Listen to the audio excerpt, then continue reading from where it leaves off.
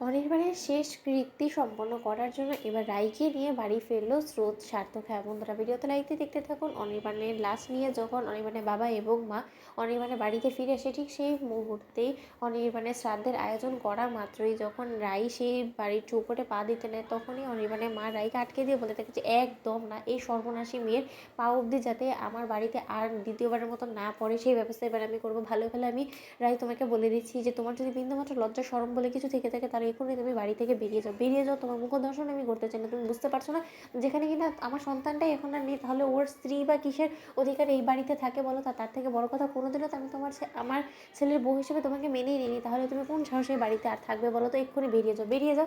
আমি আর তোমাকে সহ্য করতে পারছি না। ঠিক সেই সময় নীলাঞ্জনা এসে অনির্বাণের মায়ের কান ভাঙানোর চেষ্টা করতে থাকে এবং বলে থাকে যে আন্টি আর যাই হোক না কেন, এই যাচ্ছে আমি আপনার সঙ্গে সাথ দিব, কারণ আমি তো খুব ভালো করে জানি যে আমার রায় দিদিভাই কত বড় একটা জঘন্য কাজ করে ফেলেছে। আমার রায় দিদিভাই যে জঘন্য কাজটা করেছে সেটা একদমই ক্ষমার অযোগ্য, আর আপনি ওকে শাস্তি দিতেই পারেন, কারণ আপনি সদ্যমাত্র আপনার ছেলেকে হারিয়েছেন। একটা ছেলে হারানো যে একটা মায়ের জন্য কতটা বেদনাদায়ক সেটা বুঝতে আমার বাকি নেই। ঠিক সেই সময় রায়ের বৌমণি এবং স্রোত নীলুকে বউকে বলতে থাকে যে আচ্ছা মেজদি ভাই, তুই কি কোনো দিনও শুধরবি না?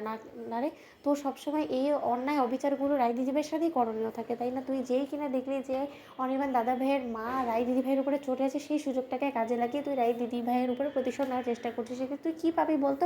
নিহাতি না হয় রায় দিদি ভাইকে একটু কষ্ট দিতে পারবি, এছাড়া তো কোনো কিছু উদ্ধার করতে পারবি না। কিন্তু যে চলে গিয়েছে তাকে কি আর কোনোদিনও আন্টি আপনি ফিরে পাবেন? তাহলে আপনি শুধু শুধু নীলাঞ্জনা দিদিভাইয়ের কথা শুনে আমার রায় দিদিভাইকে কেন এরকম করে অপমান অসম্মান করছেন বলুন তো? আজকে এত বড় একটা কষ্টের দিন, সেই আমাদের মধ্যকার সকল ভেদাভেদ সব কিছু ভুলে কি আমরা আবারও এক হয়ে অনির্বাণ দাদাভাইকে শেষ বিদায় দেওয়ার কথা ভাবতে পারেন? আপনি একটু ভেবে দেখুন না ঠান্ডা মাথায়, যে আপনার ছেলেই তো একদিন আমার রায় দিদিভাইকে বিয়ে করে এই বাড়িতে নিয়ে এসেছিল। আজকে যদি শেষ বিদায়বেলা তার স্ত্রীকে সে যদি সামনে না পায়, তাহলে সে কতটা কষ্ট পাবে যেখানেই থাকুক না কেন?